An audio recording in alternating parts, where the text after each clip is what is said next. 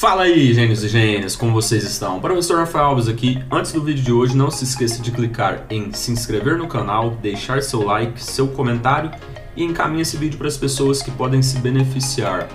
Ajude o canal a crescer, toda semana vai ter vídeo novo novamente. Roda a vinheta aí.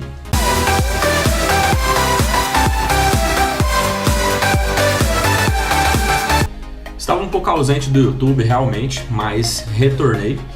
Resolvendo coisas de trabalho, enfim, tive que de fato me ausentar, porém estamos de volta. E hoje nós vamos falar sobre um exercício em específico, muito eficiente, mas que tem as suas particularidades, assim como todos os outros dentro da musculação.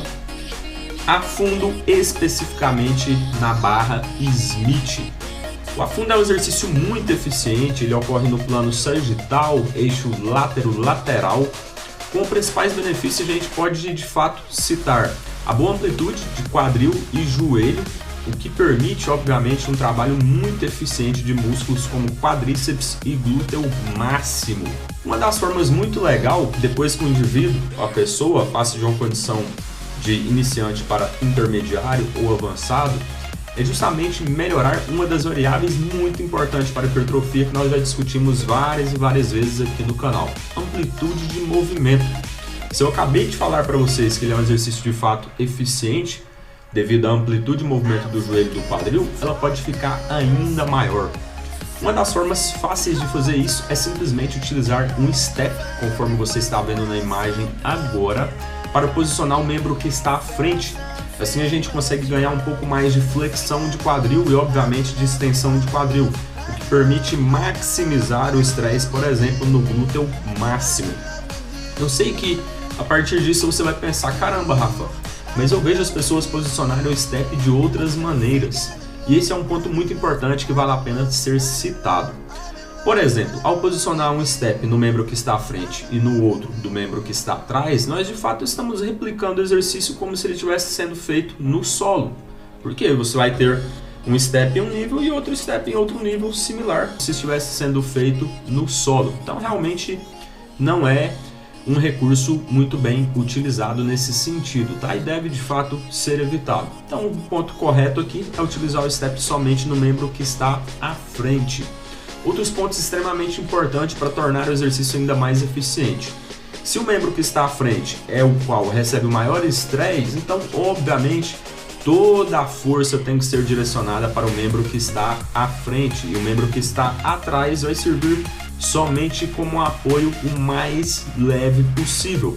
É um erro, é um equívoco dividir as cargas entre o membro que está à frente e o membro que está atrás, e de fato você está tirando a eficiência do exercício. Inclusive, quando você utiliza o step, a única forma de ter um pouco mais de amplitude de movimento na extensão do joelho é simplesmente tirando levemente o membro que está atrás do chão, para conseguir o máximo de amplitude possível. E esse é um ponto muito favorável quando você compara o afundo no Smith com afundo, por exemplo, com halter de cada lado ou similares, ao qual, devido ao fato de não ter a barra guiada, você não consegue ter um pouco mais de extensão de joelho e quadril conforme é no Smith. Isso torna o afundo no Smith um pouco mais eficiente neste aspecto, tá? Comparado aos outros tipos de afundo fora do Smith, ou até mesmo as passadas e avanços que nós vamos conversar daqui a pouco. Um outro ponto muito importante: o afundo é um excelente exercício para se utilizar na correção de assimetria, que é a diferença entre um membro e o outro, seja de força, ou seja de hipertrofia, enfim, no desenvolvimento, entre aspas, falando como um todo. Existe uma pesquisa muito legal de Gonzalo Scocchi, e ele fez o seguinte: ele demonstrou que, ao realizar todas as séries com o lado mais fraco primeiro e depois realizar as outras séries com o outro lado mais forte, a longo prazo as pessoas que faziam essa estratégia tiveram a correção de assimetria no quesito de força muscular.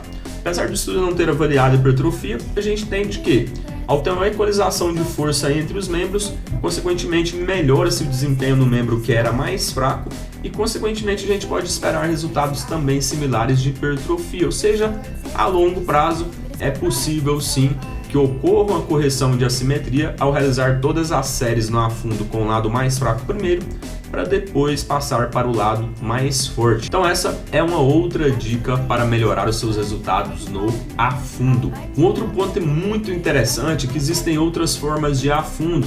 Por exemplo, as passadas, que tem um movimento de passada, então um movimento que de fato tem uma pausa entre as ações musculares. O que tem de lado positivo e o que tem de lado negativo ao fazer o avanço, né, que são as passadas e não o afundo no Smith propriamente dito. Todas as vezes que vocês dão um passo, depois o outro, um membro então ele tem uma ação excêntrica, concêntrica, e aí, a partir disso, entre aspas, ele diminui a tensão substancialmente, a tensão é direcionada para a perna da frente. Ou seja, há uma pausa entre o estresse mecânico, enfim, todas as alterações fisiológicas entre cada repetição ao se executar as passadas. Existem vários estudos que investigaram similaridade nisso em outros exercícios, ou seja, as pausas entre as repetições, e o que a gente tem de resultado de fato é um resultado inferior para hipertrofia. Então aquelas pausas entre as ações musculares, elas interferem negativamente na magnitude da hipertrofia. Não é que o exercício seja ineficiente, é somente a magnitude de resposta que se torna menor devido ao fato das pausas entre as ações musculares. Entretanto, contudo, todavia, em alguns períodos específicos, essas pausas de fato elas vão acabar sendo benéficas, principalmente quando a gente fala em treinamento para atleta, em condições ao qual a performance dos treinos cai absurdamente devido a fatores nutricionais, inclusive. Então essas pausas que a gente chama de rest pause, né, e tem várias formas de rest pause, enfim, elas vão acabar ajudando a tentar manter a performance o mais prolongado possível durante a sessão de treino, durante o exercício. Enfim, optar pelas passadas nesse caso seria a maior vantagem comparado ao afundo no Smith. Entretanto, fora desse contexto, o afundo de fato vai ser superior devido a essas questões que nós citamos anteriormente. Beleza? Eu nem preciso dizer das passadas sendo realizadas na esteira. É um erro absurdo, porque além do fator pausa entre as ações musculares que nós citamos anteriormente, a esteira vai ajudar absurdamente a realizar o movimento e, consequentemente, a gente tem uma diminuição, né, da tensão mecânica, do estresse metabólico, enfim, de todas as alterações fisiológicas que o exercício era para proporcionar, porque a gente diminui substancialmente a resistência, justamente pela esteira auxiliar no movimento, além das pausas entre as ações musculares. Então, de fato, de tudo que a gente conversou aqui, as passadas na esteira são disparadamente a pior opção para se optar por esse tipo de exercício. Esse foi o vídeo de hoje, apenas algumas dicas, caso você venha optar por colocar o afundo nas suas sessões de treino, o que é muito bom, porque é um exercício de fato eficiente e seguro, desde que seja realizado da forma correta, conforme nós conversamos no decorrer do vídeo. Se esse conteúdo te ajudou, não se esqueça de deixar o seu like, clicar em seguir o canal e encaminhar esse vídeo para as pessoas que possam se beneficiar. Em breve tem outros vídeos e a gente se vê por aqui. Vamos juntos!